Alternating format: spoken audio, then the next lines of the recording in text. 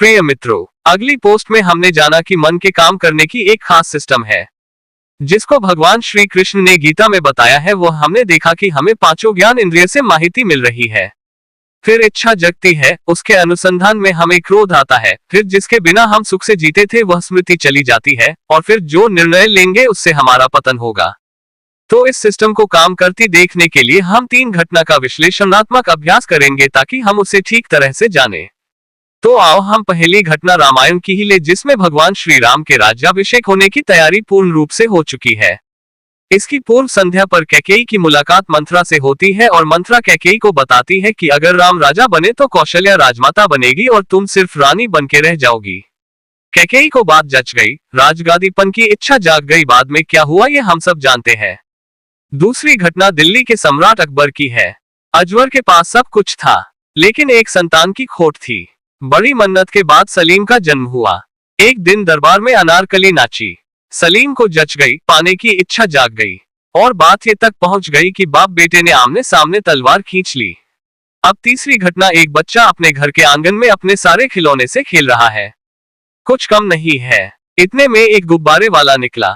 बच्चे ने देखा, गुब्बारा लेने की इच्छा जग गई। माँ को बोला। माँ घर काम में व्यस्त थी, आती इतने में गुब्बारे वाला चला गया।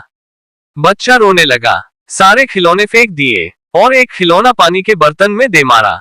पूरा घर पानी पानी हो गया। माँ को भी गुस्सा आया तो एक थप्पड़ बच्चे को लगा दी। बच्चा रोते सिसकते सो गया। बाद में माँ को भी बड़ा अफसोस हुआ। मित्रों, तो हमने 3 घटनाओं के बारे में जाना। अब मन की काम करने की सिस्टम पर जरा नजर डालें कि हमारी पांचों ज्ञान इंद्रियों से हमें माहिती अपने आप मिल रही है। लेकिन माहिती अकेली नहीं होती, इसके साथ संवेदना जुड़ी होती है। मतलब कि हमें अच्छी लगाती है या नापसंद भी होती। फिर उसमें से इच्छा जगती है। फिर इच्छा पूरी करने में अवरोध आने पर क्रोध आता है, और आगे चल के हमें मोह यानी गलत फहमी हो जाती है कि यही सुख का कारण है। उसके साथ ही हमारी स्मृति चली जाती है। आगे चलते बुद्धि का भी विनाश हो जाता है, और फिर हम जो भी करेंगे उससे हमारी हानि, मतलब कि पतन होगा ही।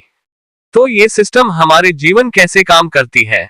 तो पहली घटना लेते हैं जो भगवान श्री राम के राज्याभिषेक की है।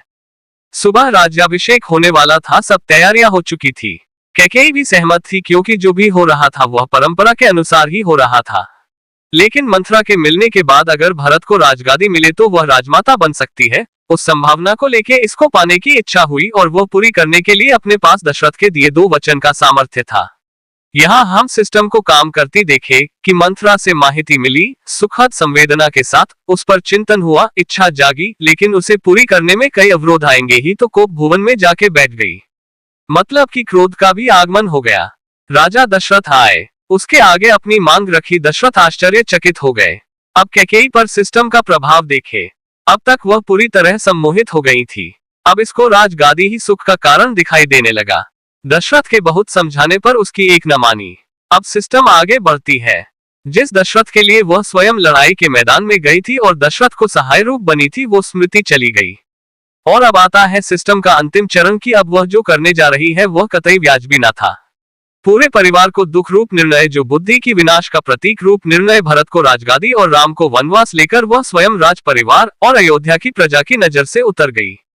उसका नैतिक पतन हुआ। इसकी और भी इफेक्ट और साइड इफेक्ट है जो तीनों घटना के विश्लेषण के बाद देखेंगे।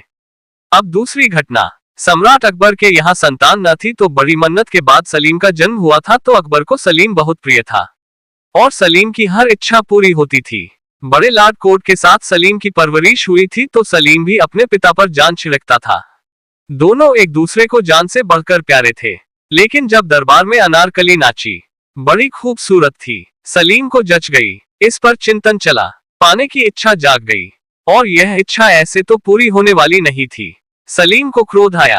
अब सिस्टम आगे बढ़ती है। सलीम सम्मोहित हो गया, बस अब तो अनारकली ही सुख का कारण है, तेरे बिना भी क्या जीना। तब वह स्मृति चली गई है, और आगे चलकर बुद्धि का भी विनाश हुआ कि एक नाचने वाली लड़की के लिए अपने बाप के सामने युद्ध छेड़ दिया। अकबर, जो कि उसका बाप था, उसने भी तलवार खींच ली और जोधाबाई को कहा कि तुम्हें क्या चाहिए, औलाद या सुहाग।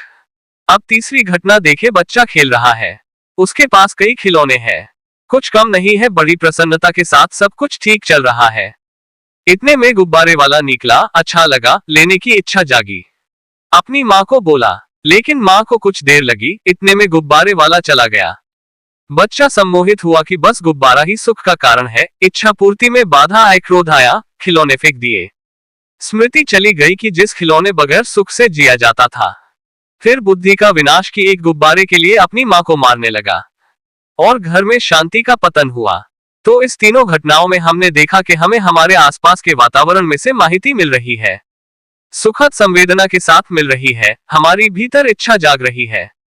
इच्छा पूरी करने में बाधा आने से क्रोध आता है। उसके बाद जिस चीज के बिना हम सुख रूप जीते थे वह स्मृति चली जाती है, एकमात्र वही सुख का कारण लगाने लगता है और आगे चल के अपनों के प्रति हमारा दृष्टिकोण बदल जाता है। परिणाम स्वरूप हम दुखी होते हैं और अपनों को भी दुख देते हैं, यही विनाश है। इसी सिस्टम की और भी बहुत साइड इफेक्ट है जो आगे देखेंगे। बस आज इतना ही। अस्तु, सबका मंगल हो।